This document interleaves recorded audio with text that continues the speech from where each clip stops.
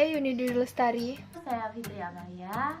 Saya Novidi Utami dari Kami dari rombongan mahasiswa AMI Citra Buana Indonesia, salah satu perguruan tinggi di Cicurug, Sukabumi, Jawa Barat. Di sini kami akan mempresentasikan Bagaimana cara menggunakan penulisan kalimat yang efektif dan pengertian tanda baca. Kalimat efektif adalah kalimat yang disusun untuk mencapai daya informasi yang tepat dan baik. Menurut Parero Eko Susilo, kalimat dikatakan efektif apabila didukung oleh beberapa poin, di antaranya kesepadanan antara struktur bahasa dan jalan pikiran yang logis, keparalelan untuk tujuan efektivitas tertentu, ketegasan dalam menonjolkan pikiran utama, kehematan dalam pemilihan kata, kevariasian dalam penyusunan kalimat, dan kelogisan. Yang akan kita bahas dulu ialah poin A, yaitu kesepadanan. Kesepadanan adalah kemaksimalan struktur bahasa untuk mendukung gagasan atau ide yang dikandung. Untuk itu yang harus diperhatikan ada 2 poin, di antaranya. Poin pertama, setiap kalimat mayor harus memiliki subjek dan predikat. Contoh, mereka membicarakan masalah studi. Kalimat tersebut memiliki SPO, yaitu fungsi S diisi oleh kata mereka, fungsi P diisi oleh kata membicarakan, dan fungsi O diisi oleh frasa masalah batas studi. Dan poin yang kedua adalah ide harus terdapat dalam induk kalimat. Contoh, ia meninggalkan kelas ketika kuliah sedang berlangsung. Ide pokok dari kalimat tersebut adalah ia meninggalkan kelas. Apabila ide pokok yang dimaksud adalah kuliah sedang berlangsung, maka kalimat tersebut menjadi kuliah sedang berlangsung ketika ia meninggalkan kelas. Nah, selanjutnya poin B, yaitu keparalelan. Keparalelan adalah penggunaan bentuk-bentuk bahasa atau konstruksi bahasa sama dalam susunan serial. Dapat juga dikatakan sebagai kesejajaran pengungkapan ide-ide dalam suatu kalimat. Contoh, penghapusan pangkalan asing dan penarikan kembali pasukan Amerika Serikat dari Filipina akan mempercepat perwujudan cita-cita segenap bangsa Filipina. Atau, dihapuskannya pangkalan asing dan ditariknya kembali pasukan Amerika Serikat dari Filipina akan mempercepat terwujudnya cita-cita segenap bangsa Filipina. Ketegasan dan keutamaan tulisan. Untuk mencapai ketegasan dan keutamaan dalam suatu tulisan, seorang penulis harus memperhatikan posisi bagian yang diutamakan. Hal itu dapat ditempuh dengan poin pertama, meletakkan bagian yang penting pada awal kalimat. Contoh, masalah kenaikan harga itu dapat dibicarakan pada kesempatan yang lain. Poin pentingnya yaitu masalah kenaikan harga itu diutamakan.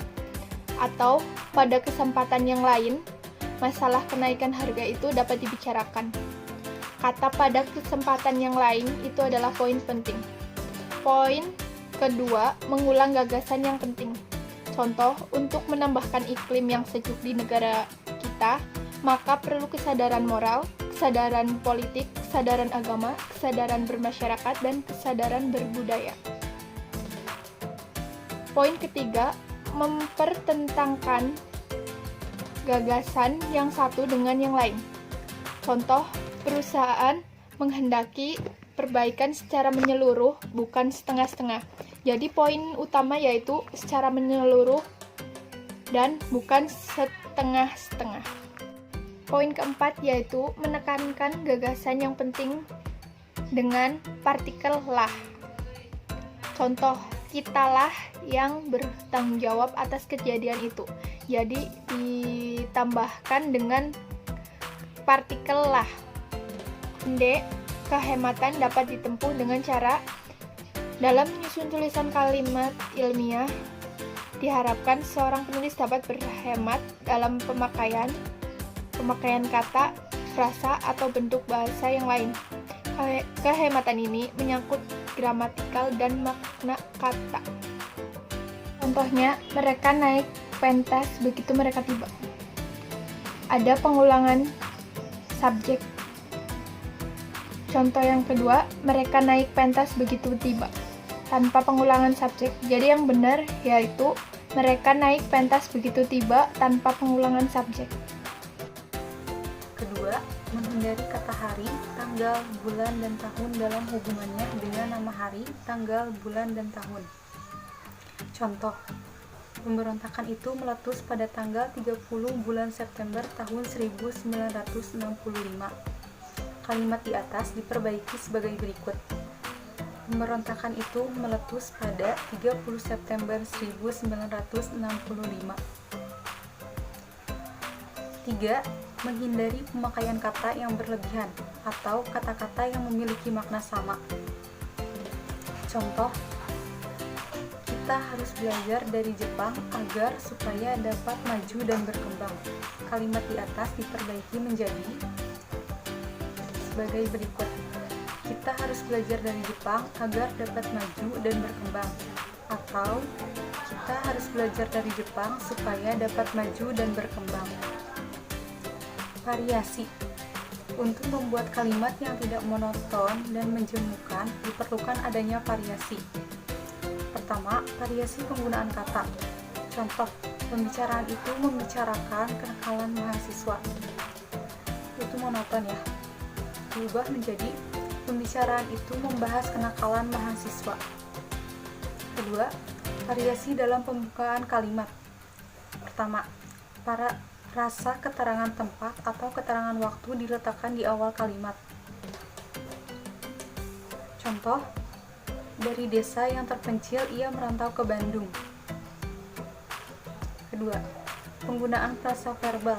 Contoh, merombak kendaraan tua adalah kegemarannya. Ketiga, penempatan klausa anak kalimat. Contoh, ketika ujian berlangsung, mahasiswa itu jatuh sakit. Terakhir, kelogisan. Kalimat efektif kelogisan adalah kalimat yang berisi gagasan pengarang untuk disampaikan kepada pembaca atau pendengar dengan menggunakan ejaan yang berlaku. Kalimat efektif dalam kelogisan harus mudah dipahami dan dimengerti. Maka dari itu, diperlukan unsur-unsur kalimat yang bersifat masuk akal atau logis. Sekian, terima kasih. Menurut KBBI, tanda baca adalah tanda yang dipakai dalam sistem ejaan. Nah, sekarang pemakaian tanda baca. Menurut EYD, ejaan yang digunakan. Yang pertama adalah tanda titik. Tanda titik dapat digunakan pada akhir kalimat yang bukan pertanyaan atau seruan. Contohnya, Andi membeli baju. Yang kedua, tanda titik dipakai pada akhir singkatan nama orang. Yang ketiga, tanda titik dipakai pada singkatan gelar atau jabatan, pangkat, dan sapaan. Yang keempat, tanda titik dipakai pada singkatan kata atau ungkapan yang sudah sangat umum. Pada singkatan yang terdiri atas 3 huruf atau lebih, hanya dipakai satu tanda titik saja. Selain itu, tanda titik tidak dipakai untuk memisahkan angka jam, menit, dan detik untuk menunjukkan waktu. Tanda titik tidak dipakai untuk memisahkan angka ribuan, jutaan, dan seterusnya yang tidak menunjukkan jumlah. Selanjutnya, tanda titik tidak dipakai dalam singkatan yang terdiri dari huruf-huruf awal, kata atau suku kata atau gabungan keduanya, atau terdapat di dalam akronim yang sudah diterima oleh masyarakat. Contohnya seperti kata ABRI, DPR, dan MPR. Lalu, tanda titik tidak dipakai dalam singkatan lambang kimia, satuan ukuran, takaran, timbangan, dan mata uang. Yang terakhir, tanda titik tidak dipakai dalam akhir judul yang merupakan kepala karangan. Yang kedua, tanda koma. Tanda koma digunakan untuk menuliskan unsur dalam suatu rincian atau bilangan. Yang kedua, tanda koma digunakan untuk memisahkan satu kalimat setara dengan kalimat setara berikutnya yang diawali kata tertentu. Yang ketiga, tanda koma digunakan untuk memisahkan antara satu kalimat dengan kalimat lainnya. yang kedudukannya berbeda. Yang keempat, tanda koma digunakan untuk di belakang suatu kata atau ungkapan yang merupakan penghubung kalimat. Yang kelima, tanda koma digunakan untuk memisahkan kata yang berada dalam satu kalimat. Yang keenam, tanda koma digunakan untuk memisahkan kalimat petikan langsung dari potongan kalimat lainnya. Yang ketujuh, tanda koma digunakan untuk memisahkan bagian nama, alamat, dan bagian-bagian alamat yang tertulis berurutan. Yang kedelapan, tanda koma digunakan untuk memisahkan penulisan nama pada daftar pustaka dalam penulis. Dan yang terakhir, tanda tanya tidak digunakan untuk memisahkan suatu kalimat jika petikan kalimat itu diakhiri tanda tanya. Yang ketiga, tanda titik koma. Tanda titik koma digunakan untuk memisahkan bagian-bagian kalimat yang sejenis dan setara. Yang kedua, tanda titik koma digunakan untuk menunjukkan kalimat. Yang kedua, tanda titik koma digunakan untuk memisahkan kalimat yang setara dalam satu kalimat majemuk sebagai pengganti kata penghubung. Yang keempat, tanda titik dua. Tanda titik dua dipakai pada akhir suatu pernyataan lengkap bila diikuti rangkaian pemerian. Yang keempat, tanda titik koma. Yang keempat, tanda titik dua. Tanda titik dua digunakan pada akhir suatu pernyataan lengkap bila diikuti rangkaian pemerian. Yang kedua, tanda titik dua dipakai sesudah ungkapan atau kata yang memerlukan pemerian. Yang ketiga, tanda titik dua dipakai dalam teks drama sesudah kata yang menunjukkan pelaku dalam percakapan. Yang ketiga, tanda titik dua dipakai jika rangkaian itu merupakan pelengkap yang mengakhiri pertanyaan. Yang keempat, tanda titik dua dipakai jika rangkaian itu merupakan pelengkap yang mengakhiri pernyataan. Dan yang terakhir, tanda titik dua dipakai antara jilid, nomor-nomor halaman antara bab, dan ayat dalam kitab suci, atau di antara judul karangan. Yang kelima, tanda tanya. Tanda tanya dipakai pada akhir kalimat tanya. Lalu, tanda tanya dipakai di antara tanda kurung untuk menyatakan bagian kalimat yang disangsikan kebenarannya. Yang terakhir, tanda seru. Tanda seru dipakai sesudah ungkapan atau pernyataan yang berupa seruan atau perintah atau menggambarkan kesungguhan, ketidakpercayaan, atau rasa emosi yang kuat. Nah, itu saja dari saya. Selanjutnya akan dilanjutkan oleh teman saya. Nah, tanda tanya ini adalah tanda baca yang sering banget kita lihat atau mungkin kita gunakan dalam kehidupan sehari-hari.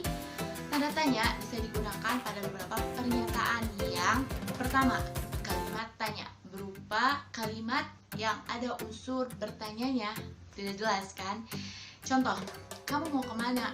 Atau kamu sedang apa? Atau minggu depan kamu ada rencana apa? Dan lain sebagainya. Selanjutnya, tanda tanya juga digunakan untuk menyatakan suatu kalimat atau suatu kata yang belum tentu kebenarannya. Contoh, Budi lahir pada tahun 1868. Nah, pada akhir kalimat tersebut kita bisa menggunakan tanda tanya karena kita belum tahu apakah betul Budi lahir pada tahun 1868 atau bisa lebih atau kurang. Ya, selanjutnya kita akan langsung ke tanda baca berikutnya, yaitu tanda seru. Nah, tanda seru ini juga adalah tanda baca yang sering kita gunakan sama dengan tanda tanya. Tanda seru itu bisa kita gunakan pada beberapa pernyataan Yang pertama, untuk menyatakan suatu kalimat berupa seruan atau berupa perintah yang bisa menunjukkan kekaguman atau juga rasa cemas atau ketidakpercayaan bisa juga.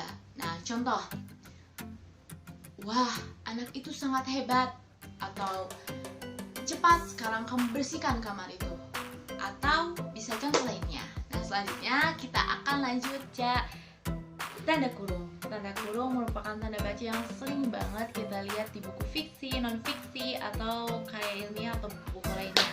Nah, tanda kurung ini bisa kita gunakan pada beberapa pernyataan. Yang pertama itu untuk mengapit keterangan tambahan. Contoh, Budi bersekolah di SMA Budi Utama. Setelah kata SMA, kita bisa menambahkan keterangan tambahan berupa sekolah menengah atas. Jadi kita tahu bahwa SMA adalah singkatan dari sekolah menengah atas tanpa harus kita ucapkan pada saat kita berbicara. Nah, selanjutnya tanda kurung ini juga digunakan untuk mengapit angka atau huruf yang merinci. Contoh, pendidikan ini perlu kontribusi pemerintah, masyarakat, dan juga orang tua. Nah, kita bisa menggunakan tanda kurung untuk mengapit huruf-huruf atau angka-angka yang digunakan untuk merinci kata pemerintah, masyarakat, dan juga orang tua. Selanjutnya, tanda kurung juga digunakan untuk mengapit atau penjelasan yang bukan integral dari pokok pembicaraan. Contoh, memang diakui untuk dua jenis pelajaran ini ada metode, memang diakui untuk dua jenis pelajaran ini ada metode dan sistemnya. Nah, dalam kata pelajaran itu sebenarnya kita akan membahas pengajaran, bukan pelajaran. Pelajaran yang dibahas ini sistem cara kita mengajar, bukan pelajaran matematika, bahasa Inggris, tapi cara kita mengajarnya, yaitu pengajarannya. Jadi di tepatnya itu pengajaran, bukan pelajaran. Tapi kita menuliskannya pelajaran untuk memenuhi dia sebagai kalimat efektif. Nah, selanjutnya kita akan masuk ke tanda baca berikutnya, yaitu. Nah, sekarang kita akan membahas tanda hubung yang dilambangkan dengan strip. Nah, pertama, tanda hubung itu digunakan untuk menyambungkan suatu kalimat yang terpisah karena pergantian baris. Jadi kita menulis suatu kalimat dalam baris pertama. Nah, sampai akhir kalimat itu belum selesai, kita bisa menyambungkannya pada barisan kedua dengan menggunakan tanda baca tanda hubung ini. Nah, untuk selanjutnya, tanda hubung juga bisa digunakan untuk menyambung awalan kata di belakang atau akhiran bagian kata di depannya pada pergantian baris. Ini tepatnya sama seperti yang pertama. Pada perbedaannya hanya saja yang pertama itu dengan kata yang berbeda, sedangkan yang kedua ini pada kata yang sama. Bisa dihubungkan dengan kata tanda hubung. Maksud saya dengan tanda hubung. Maaf. Nah, selanjutnya tanda hubung ini bisa digunakan untuk menyambung unsur kata-kata yang berulang. Contoh, anak-anak. Nah, kata anak-anak ini kita bisa gunakan dengan tanda hubung. Nah, selanjutnya tanda hubung ini juga digunakan untuk menyambung huruf yang dieja. Contohnya adalah tanaman. Tanaman kita eja dengan T, strip A, strip N, strip A, strip N, strip A, strip N. Tanaman. Nah, untuk selanjutnya, tanda hubung juga digunakan untuk merangkai se pada awalan huruf kapital, ke pada awalan angka, dan juga an pada akhiran angka. Nah, contohnya adalah se-Indonesia, se-Jawa Barat, dan selainnya juga. Dan untuk contohnya itu hadiah kedua, anak kelima, dan lain sebagainya. Nah, tanda hubung juga kita bisa gunakan untuk menyambungkan unsur kata dalam bahasa Indonesia dengan bahasa asing. Contoh, di-ekspor. Nah, untuk di ini kita bisa menggunakan tanda hubung strip dan ekspor. Ekspor ini sebagai bahasa asing. Ya, di bahasa Indonesia dan ekspor bahasa asing kita gabungkan menjadi di-ekspor dengan tanda hubung. Nah, selanjutnya kita akan membahas tanda petik ganda. Ya, tanda petik ganda ini kita sering banget menggunakannya atau membacanya dalam sebuah buku-buku. Nah, biasanya paling banyak itu dalam buku naskah drama ya. Ya, yang pertama itu tanda petik petik ganda ini bisa kita gunakan untuk petikan langsung pada suatu dialog kalimat, pada naskah drama, atau pada tulisan-tulisan pada buku pelajaran. Nah, bisa kita ambil contoh Budi. Budi berkata, "Ani, kamu mau pergi kemana?" Dan Ani menjawab, "Aku akan pergi ke pasar." Nah, kita bisa menggunakan tanda petik ganda. Nah, selanjutnya tanda petik ganda ini juga bisa digunakan untuk mengapit judul syair, judul buku, dan juga bab buku apabila dalam kalimat. Contoh, saya sarankan kamu membaca novel Dear Nathan. Nah, kata Dear Nathan ini kita bisa pakai kutip ganda karena Dear Nathan di sini menunjukkan judul novel dari buku yang saya baca atau yang saya sarankan untuk kamu baca. Nah, selanjutnya tanda petik ganda ini digunakan untuk istilah ilmiah yang kita itu belum tahu apa artinya atau suatu kata yang memiliki arti khusus. Contoh, penemu vaksin polio mendapatkan penghargaan. Nah, vaksin polio ini kita beri tanda kutip ganda karena ia belum memiliki arti yang dipahami banyak orang atau memiliki arti khusus, yaitu suatu vaksin untuk penyakit polio. Nah, selanjutnya tanda petik ganda ini bisa kita gunakan untuk penutup kalimat atau bagian kalimat pada suatu percakapan atau pada suatu ungkapan yang khusus. Nah, contohnya tadi pada saat percakapan Budi dan Ani, jika mereka tidak melanjutkan dialog mereka, berarti sampai tadi dialog Ani. Nah, pada dialog Ani ini kita bisa ceritakan di paragraf selanjutnya bahwa Budi bertanya kepada Ani dengan jawaban Ani yang pada akhirnya menjawab, "Saya akan pergi ke pasar." Nah, kita bisa menggunakan kutip ganda ini untuk menunjukkan akhir dari suatu kalimat. Nah, selanjutnya kita akan membahas tanda pisah yang lambangnya sama dengan tanda hubung, yaitu berupa strip. Yang membedakan antara tanda hubung dan tanda pisah ini kita bisa membedakannya dengan peletakannya. Maksud saya adalah tanda meletakkan antara kata dan tandanya. Nah, tandanya ini kita bisa bedakan nanti. Saya akan bahas pada akhir video. Nanti ada tanda-tanda khusus yang membahas antara perbedaan tanda hubung dan tanda pisah. Nah, untuk tanda pisah sendiri bisa digunakan untuk beberapa pernyataan. Yang pertama adalah suatu pikiran sampingan atau tambahan. Contohnya adalah Inggris khusus. Inggris strip khusus. Maksudnya strip itu tanda pisah khusus ya. Nah, untuk selanjutnya tanda pisah ini bisa kita gunakan untuk menghimpun rangkaian subjek atau bagian kalimat yang menjadi lebih jelas. Contohnya bisa kamu lihat di sini.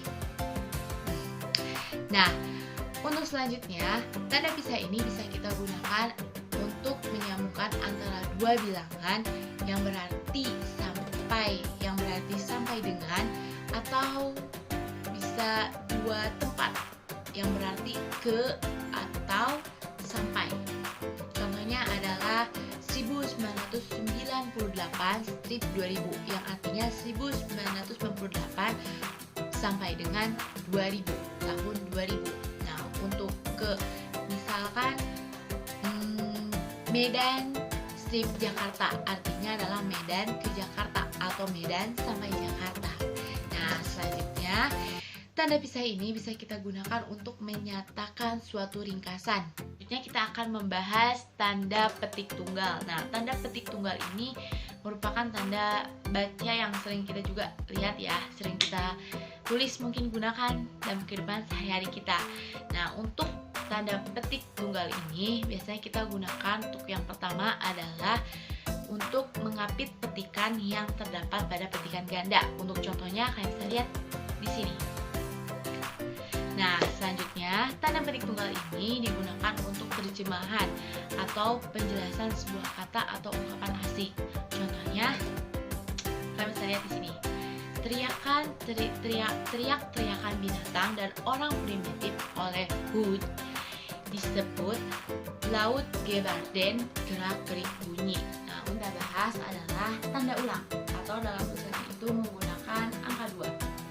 Nah, tanda ulang ini bisa kita gunakan untuk tulisan cepat atau note to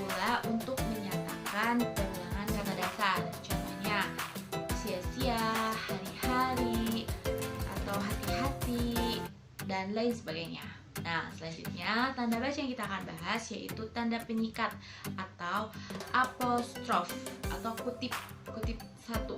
Ya, kalau kutip tadi kutip satu itu ada, maksudnya satu ada dua gitu, tapi kalau ini kutipnya cuma satu aja. Nah, satu ini dia itu fungsi untuk menghilangkan bagian kata. Contohnya titan kutip apostrof itu kan kuantar. Maksudnya itu adalah kita akan kuantar, tapi dia a-nya itu dihilangkan dengan menggunakan kutip apostrof. Nah, selanjutnya adalah tanda garis miring. Nah, ini tanda baca ini sering banget kan kita lihat, bahkan sering banget kita gunakan. Fungsinya yang pertama itu kita gunakan untuk penomoran kode surat. Contohnya nomor 104 tanda miring SKI tanda miring 1985. Jadi untuk nomor surat. Nah, selanjutnya bisa digunakan untuk pengganti kata dan atau per atau nomor alamat. Contoh Dewa Dewi, siswa siswi, atau harganya Rp1.000 per biji dan lain sebagainya. Nah, selanjutnya tanda baca yang akan kita bahas yaitu tanda elipsis. Nah, tanda baca elipsis ini merupakan tanda baca titik 3. Nah, titik 3 ini sering banget kita lihat ya. Dalam biasanya sih kalau aku sendiri ya suka lihatnya itu dalam pertanyaan-pertanyaan ketika ujian. Itu banyak banget tanda titik 3-nya di ujung. Nah, tanda elipsis ini digunakan untuk yang pertama menyatakan ujaran yang terputus-putus atau ujaran yang terputus tiba-tiba. Contoh, Tuti selayaknya menuruti orang tuanya. Gitu. Maksudnya dia itu dalam satu kalimat dia terputus dalam mengatakannya. Jadi kita menggunakan tanda elipsis untuk menyambungkan kalimatnya. Nah, selanjutnya untuk menyatakan suatu kutipan maksud saya untuk menyatakan suatu kutipan pada suatu kalimat yang ada bagian yang hilang. Maksud saya seperti ini, untuk menyatakan suatu kutipan pada bagian yang hilang pada suatu kalimat. Gitu. Contohnya kalian bisa lihat seperti ini. Nih. Dan selanjutnya tanda baca elipsis ini kita bisa gunakan untuk akhir kalimat karena menghilangkan bagian tertentu sesudah kalimat itu berakhir dan menggunakan 4 titik. Contohnya seperti ini. Nah, di situ kalian bisa lihat jelas itu ada 4 titik pada kalimat. Selanjutnya kita akan membahas tanda kurung siku. Nah, tanda kurung siku ini kita juga sering banget lihat ya di banyak tulisan. Nah, tanda kurung siku ini digunakan untuk menerangkan sesuatu yang di luar jalannya teks atau sisipan keterangan yang tidak ada hubungannya dengan teks atau kalimat yang dibahas. Nah, contohnya bisa kalian lihat di sini. Ya, selanjutnya kita akan membahas tanda baca yang memiliki arti khusus. Nah, disinilah pembahasan yang mau saya bahas tadi pas kita menjelaskan tanda hubung dan tanda pisah. Apa perbedaannya? Nah, untuk tanda yang memiliki arti khusus ini kita bisa pahami dengan contoh. Kita langsung aja ya ke contoh tanda khusus. Yang pertama itu perbedaan antara spasi dan dirapatkan. Untuk contoh dirapatkan, tanda pisah nih. 1 dengan tanda strip 48, kalau dia dirapatkan itu artinya dikurangi. Tapi kalau misalkan dia dipisah atau menggunakan spasi itu artinya sampai dengan. Jadi 1 sampai dengan 48. Nah, selanjutnya kita menggunakan titik 2. Kalau misalkan dirapat 1.2 itu artinya dibagi 1 dibagi 200. Tapi kalau misalkan kita menggunakan spasi 1.2 spasi 200 itu artinya perbandingan, dibanding ya 1 berbanding 200. Nah, selanjutnya untuk kantor atau lembaga, kantor garis miring lembaga. Nah, kalau misalkan kata itu kalimat itu digabung, kantor garis miring lembaga, itu artinya dia kantor atau lembaga. Tapi kalau misalkan dia dipisah, kantor garis miring spasi lembaga itu artinya mereka adalah dua kata yang terpisah dalam satu kalimat. Jadi mereka kata yang berbeda, mereka tidak tersambung dalam satu kalimat, yaitu kantor, lembaga. Nah, selanjutnya itu adalah hasil, titik, lalu itu menunjukkan arti berakhir. Jadi hasil itu titik, di sana itu adalah kalimat yang telah selesai, lalu dilanjutkan dengan kalimat yang baru. Tapi kalau misalkan menggunakan spasi, hasil titik spasi lalu itu artinya perkalian. Kalau misalkan dari matematika itu not ya, jadi dipisah itu artinya perkalian. Nah, selanjutnya untuk contoh 4,5 jika dirapatkan itu artinya desimal. Tapi kalau dipisah 4,5 itu artinya urutan atau deret. Nah, itu dia berbagai contoh, berbagai tanda yang kita sudah bahas dari awal video sampai akhir video. Semoga apa yang saya bahas bisa kalian pahami dan juga bisa menambah juga untuk saya ilmu, agar saya bisa memahaminya lebih dalam lagi. Dan untuk tanda baca selanjutnya kita akan beri ke teman saya. Teman saya akan menjelaskan beberapa tanda baca lagi yang bisa kita tambah untuk menambahkan ilmu kita. Bye. Oke, baik. Yang pertama, tanda baca itu ada tanda titik. Mungkin rekan mahasiswa sudah tidak asing dengan tanda titik, di mana tanda titik ini digunakan pada akhir kalimat. Kemudian, tanda titik digunakan di belakang angka, dan tanda titik digunakan untuk memisahkan angka jam, dan digunakan juga untuk singkatan nama unsur.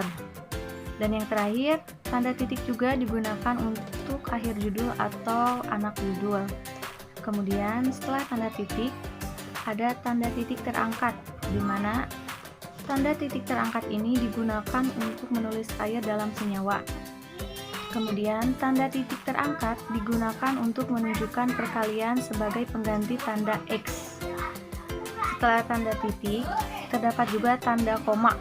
Tanda koma digunakan di antara unsur-unsur dalam perincian. Digunakan memisahkan kalimat. Digunakan untuk keterangan tambahan yang sifatnya tidak membatasi. Kemudian ada tanda titik 2. Tanda titik 2 digunakan pada akhir suatu pernyataan lengkap jika diikuti rangkaian dan pemerian. Kemudian tanda titik 2 digunakan dalam teks drama sesudah drama yang menunjukkan pelaku dan percakapan. Kemudian tanda titik 2 digunakan untuk bab dan ayat kitab suci.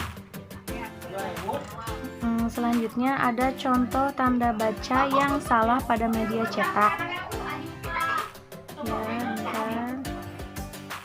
Yang salah pada media cetak dan pengaruhnya pada pembaca.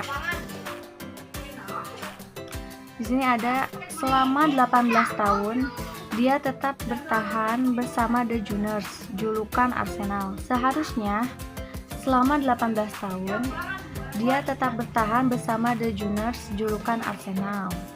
Kemudian ada juga, namun karena sudah memahami alur pemasaran, mereka pun bersemangat memberdayakan warga sekitar.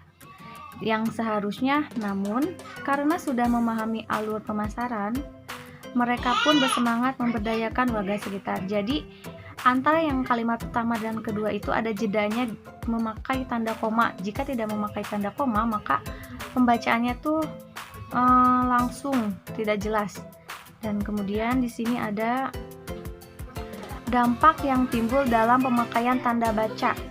Dampak positifnya tidak menimbulkan perbedaan penafsiran oleh pembaca, tidak membingungkan pembaca untuk dapat menangkap informasi yang disajikan, dan dapat membantu pembaca dalam pelafalan intonasi dan artikulasi yang benar. Mungkin hanya itu saja yang bisa saya jelaskan, kurang lebihnya mohon dimaafkan karena saya dalam masih tahap belajar. Sekian dari saya. Wassalamualaikum warahmatullahi wabarakatuh.